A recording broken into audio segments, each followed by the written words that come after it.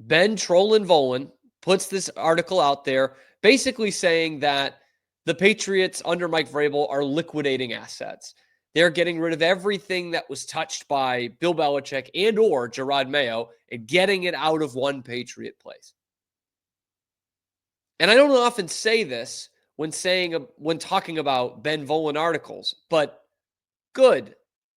Because the article has kind of this whiny tone of like, oh, the guy comes in here and he can get rid of everybody. You know, everybody that's won a Super Bowl for the Patriots. Joe Cardona was the last one. He was cut a few days ago after they drafted the Ashby kid, the long snapper. Obviously, they kind of gave David Andrews the walk-in orders, got him out the door. Now the most tenured player on the team is Kyle Duggar. Nobody played with Tom Brady on this whole team. Nobody has a Super Bowl ring with this team. That era is completely gone. It's done.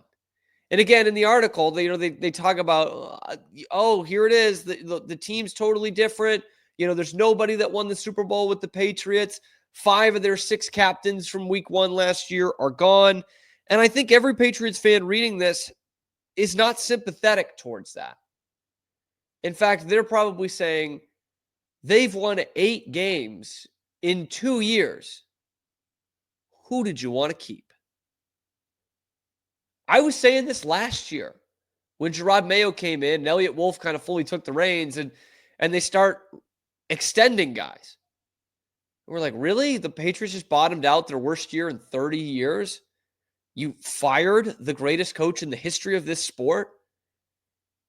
And you're going to keep the guys on the team? Like, you're going to use your free agency to extend the guys that the boogeyman drafted and developed for a team that they ran into the ground?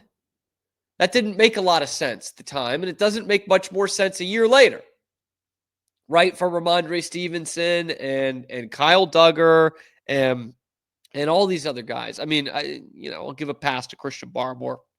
If he's healthy, I think he's going to be a good player for them. Jabril Peppers, who ends up in prison during the season. Like, it was an absolute mess for the second year in a row.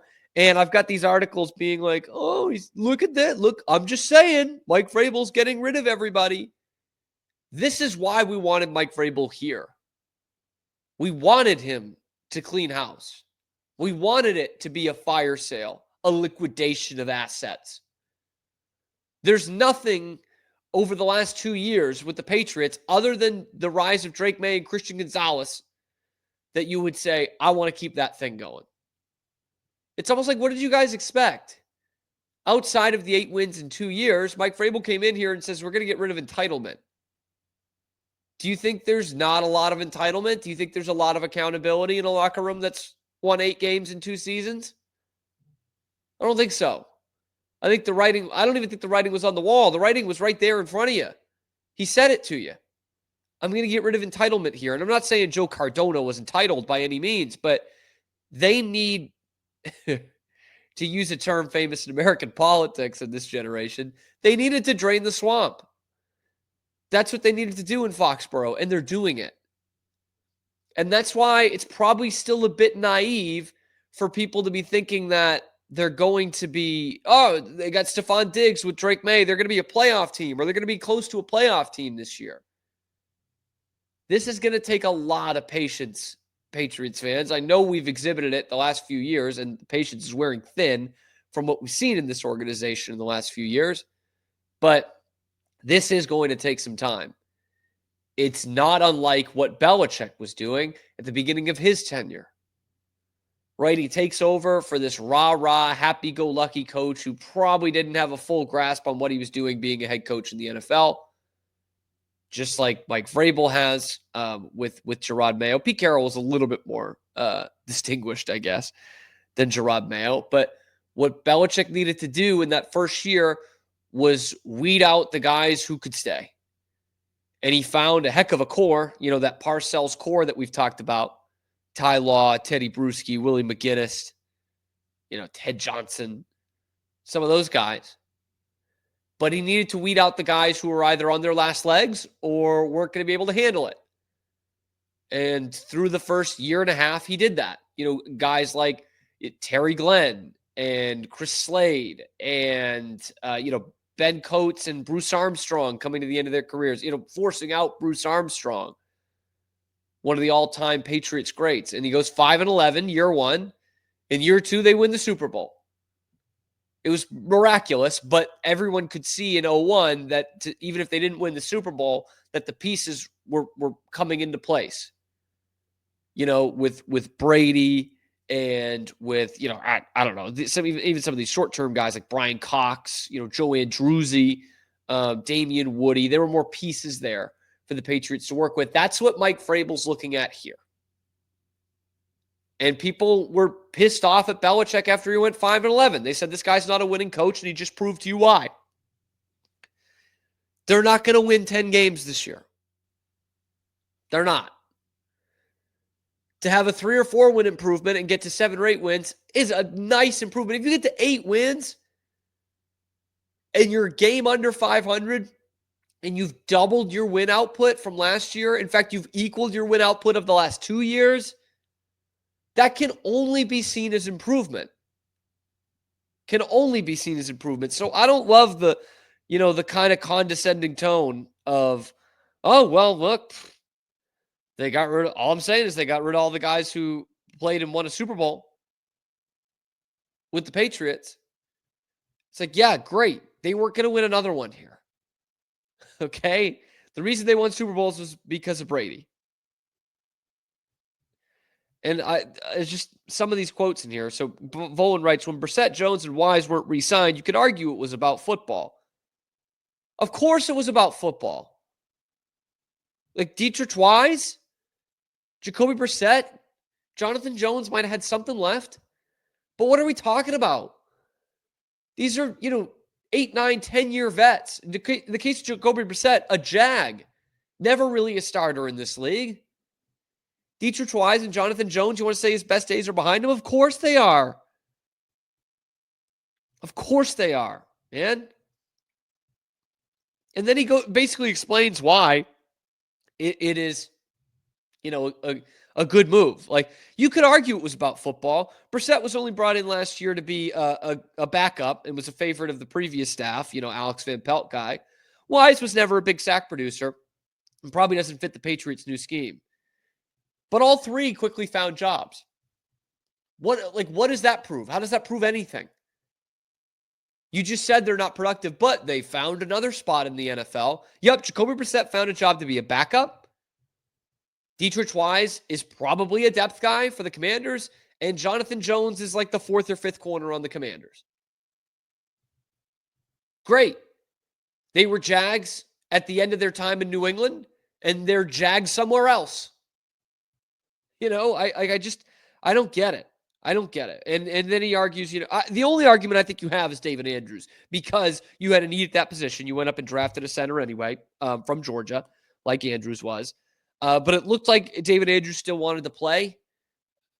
I guess you could make an argument for that and having a couple young guys on the offensive line. But to peddle this crap of like, oh, these guys were there when Dante Hightower was in the room and Brady was in the room and Julian Edelman and Gronk were in the room. These guys can tell you how to work. It's like, how did that fucking work the last 2 years? Was David Andrews telling guys how to work? Matthew Slater, Jonathan Jones, Dietrich Wise, Jacoby Brissett. You think he was really imparting a ton of wisdom on, hey, here's how we did it when we won Super Bowls? Shit, man. The head coach was a guy who had only played for Belichick, who played his whole career with Brady, who had a Super Bowl ring, who was in the midst of this Patriots dynasty, the head coach. And that didn't do anything. So why are we sitting here bitching about how these Super Bowl winning players are gone? How can they impart any kind of wisdom? I don't know. You brought in a pretty good player who just won the Super Bowl 3 months ago. But he didn't win it with Belichick and Brady. So how can Milton Williams be a leader on this team? It's total crap, man. It's total crap. And that's not to say I don't want guys in the locker room who have been there and won before. But like, Mike Vrabel's won Super Bowls. Mike Vrabel played for Belichick. Mike Vrabel played with Brady. But we're just discounting that because he's not Joe Cardona? I don't understand kind of the tone of this article, because when I clicked on it, I was thinking, oh, this is good. He should be getting rid of people. He should be bringing in a new regime. Like this is what happens, by the way, in the NFL. But you've got this aging team, and now I've got a beat writer saying, oh, this could get worse. They got rid of the long snapper. He's been here 10 years. Did I mention he went to the Naval Academy? Who gives a shit, man? Who cares? In fact, good on Mike Vrabel. This is how it should be. Like, what part of the last 2, or dare I say even 3 seasons, or whatever, 4 of the last 5 seasons, what part of that experience made you think, I really hope they keep these players. Really hope they keep this core locked down in there. Like, how does it make any sense? You've already put yourself in a position with having a second coach and second offensive coordinator in Drake May's second season that you're probably not building a championship team when he's on his rookie contract. You're probably not doing that. So to stunt the growth of Drake May, first off, I don't even really think you're doing that, but you essentially punted a year. Right? He went and learned the NFL game under a different guy's system. And now that guy's gone. Like you've lost that year. I mean, he's progressed into an NFL quarterback, but you've lost that year towards building yourself into being a contender. You lost that year on his contract.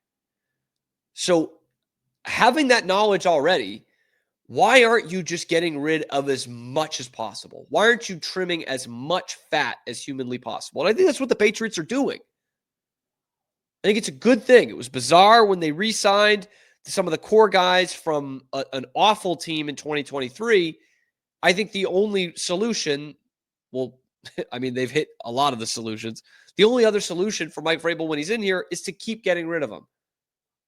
He's got his own style. He's already started to bring in some of his own guys, with Landry being the big one, Harold Landry. He's brought in, new guys on the defensive staff that were also his guys, his player personnel guys. That's what you sign up for when you go and get Mike Vrabel. You want the adult in the room? He's going to do adult things. He's going to cut guys. He's going to put a new roster together. The old one wasn't working.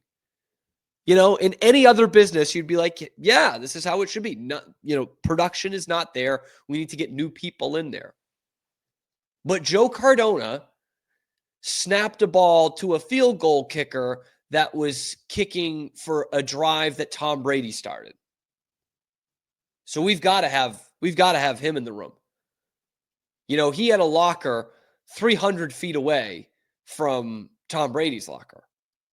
So got to keep him around. And he heard Matthew Slater break it down after the games.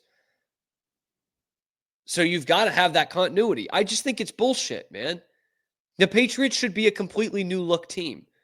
That's what we should crave in New England right now. That's what we should want by any means necessary. Want a brand new team in there. At least that's what I think. And yeah, it is funny that your captain situation got totally blown up. And Volin does mention in here, by the way, one last kind of note on it. He does mention that there's some guys who are veterans on this team, but are probably on borrowed time. Jabril Peppers and 2 captains named midseason, that's Hunter Henry and Kyle Duggar, are still with the Patriots, but they shouldn't get too comfortable. All 3 are probably still here only because their contracts are close to fully guaranteed in 2025. Yep, that's why. So yes, Mike Vrabel is erasing the end of Bill Belichick's legacy with the New England Patriots, but the end of Bill Belichick's legacy with the New England Patriots sucked. 2023 was awful. The last couple drafts, terrible. And I'm fully on board with wiping away anything Gerard Mayo did outside of Drake May and Christian Gonzalez. Anything. And so all the coaches that were here are gone. Most of the players that were seen as core guys under, the last 2 years between Belichick and Mayo and Elliott Wolf are leaving or gone or are on borrowed time here. That's what this should be. The turn of the century, it worked out pretty well. I'm not saying Mike Vrabel is going to win 6 Super Bowls, but this is how it starts. So let me know what you think. Is Mike Vrabel doing the right thing by cleaning out the end of the Bill Belichick era and completely putting that behind them? Let me know what you think in the comment section below. Be sure to like the video, subscribe to the channel. It's completely free, and it helps me keep my job and avoids me doing a real job. But let me know what you think in the comments. Like, subscribe, ring that notification bell. We go live on YouTube, high noon Eastern time every weekday, and then wherever you get your podcasts. Check out the other videos on the YouTube channel here. I'm your host, Cam Stuart. Zach Burke keeps us on the air 5 days a week.